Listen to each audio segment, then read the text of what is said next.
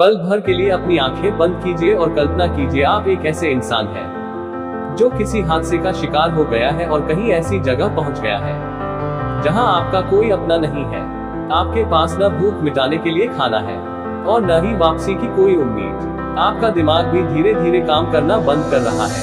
अब अपनी आंखें खोलिए और भगवान का शुक्रिया अदा कीजिए कि यह आपकी कल्पना भर है। मगर क्या आप जानते हैं कि यह किसी इंसान की असली कहानी है?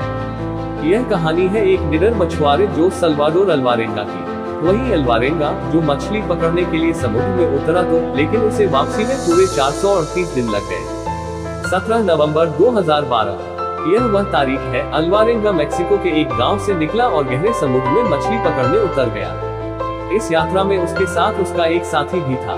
मछलियों पकड़ने में उसे अल्वारेंगा जितनी महारत हासिल नहीं थी, मगर वो खुद को निखार रहा था।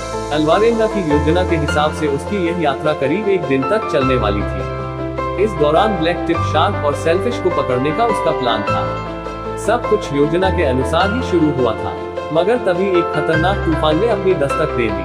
भारी बारिश और तेज हवाओं के कारण उसे खतरे की चेतावनी मिल चुकी थी। बावजूद इसके वो अपनी सिंगल इंजन वाली टॉपलेस बोट के सहारे आगे बढ़ता रहा। यह रिस्क उसे भारी पड़ा। 5 दिवसीय तूफान उसे अपने साथ बहा ले गया। जिस रेडियो से वो मदद मांग सकता था वो भी नष्ट हो चुका था। बोट का वजन कम करने के लिए अल्वारेंगा ने 500 किलोग्राम वजन के बराबर की अपनी सारी मछलियां फेंक दी। अब उसके पास न तो खाने के लिए राशन था, न रोशनी थी और न ही किनारे से संपर्क करने का कोई तरीका। खुले समुद्र में उसकी बोट बेलगाम आगे बढ़े जा रही थी। भूख लगने पर वो अपने नंगे हाथों से मछली, कछुए जैसे समुद्री पक्षी पकड़ता और उनका मांस कच्चा ही खा जाता।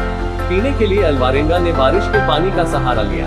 एक पल ऐसा भी आया जब उसके पास पीने के लिए पानी नहीं बचा। ऐसे में उसने कछुओं का खून और अपना मूत्र तक पिया।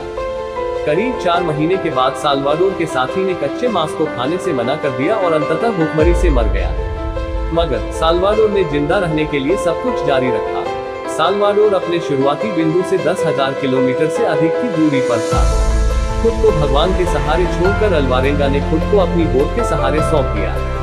वह खुली आंखों से आसमान में टिमटिमाते सितारों को देखता, इस उम्मीद के साथ कि कोई उसकी मदद के लिए आएगा।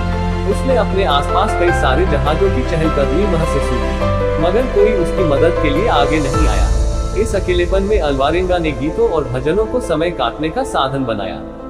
30 जनवरी 2014 को 438 नारकीय दिनों के बाद अल्वारेंगा ने कुछ दूरी पर पहाड़ों को देखा। यह मार्शल द्वीप समूह का एक छोटा सा कोना था। उसने अपनी नाव छोड़ी और तैरकर किनारे पर आ गया। आखिरकार वह जमीन पर था। किनारे पर पहुंचकर जैसे ही वो खड़े होने की कोशिश करता वो गिरकर बेहोश हो जाता।